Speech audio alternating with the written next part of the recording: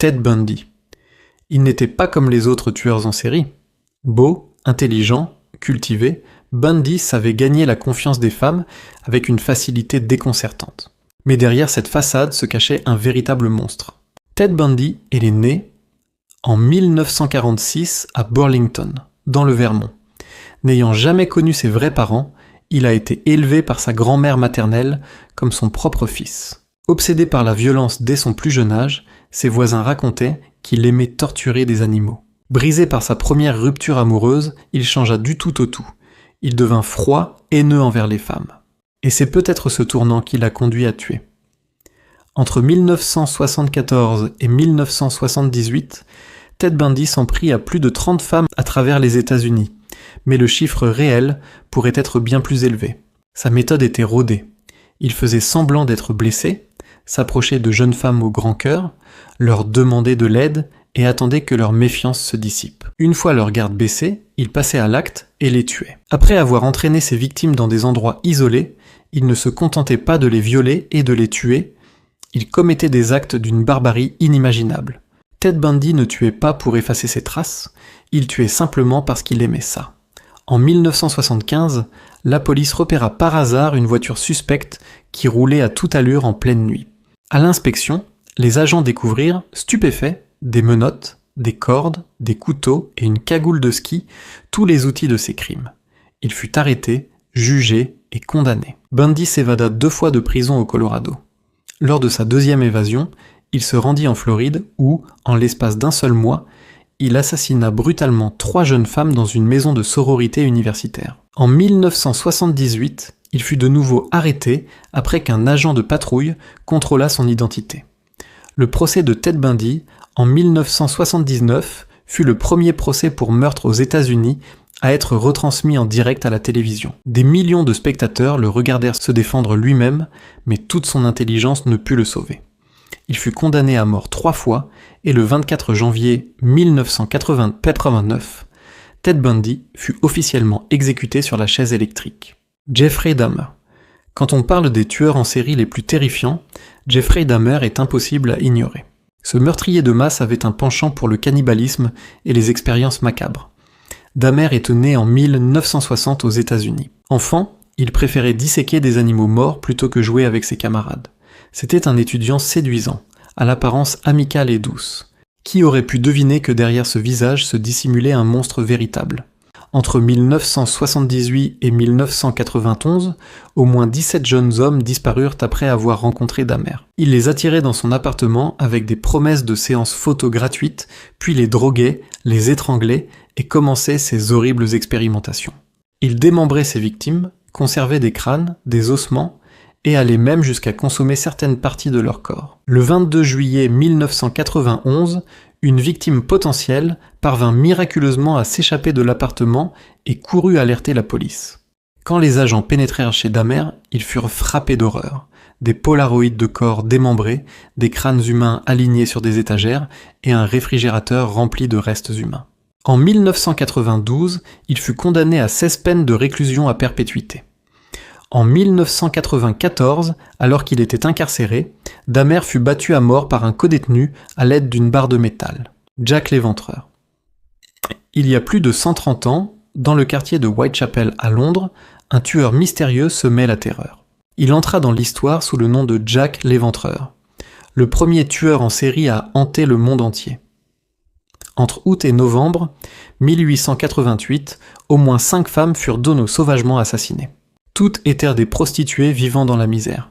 Elles avaient la gorge tranchée, l'abdomen mutilé, et certaines s'étaient même fait arracher des organes. Ce qui glaçait le sang, c'est que les meurtres se produisaient toujours la nuit, dans des rues désertes. En à peine 15 minutes, Jack accomplissait ses actes barbares avant de s'évaporer sans laisser de traces. Il ne se contentait pas de tuer, il narguait la police britannique. Il envoyait des lettres mystérieuses aux journaux. Dans l'une d'elles, il avait même joint un morceau de rein humain, affirmant qu'il appartenait à l'une de ses victimes.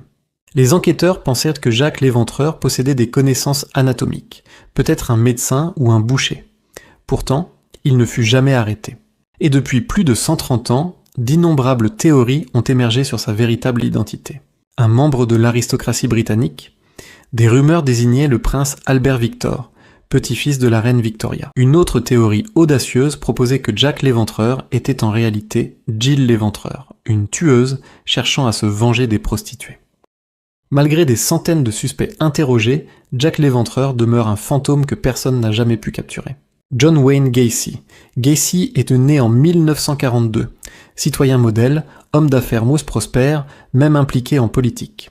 Il aimait se déguiser en Pogo le clown pour animer des événements caritatifs.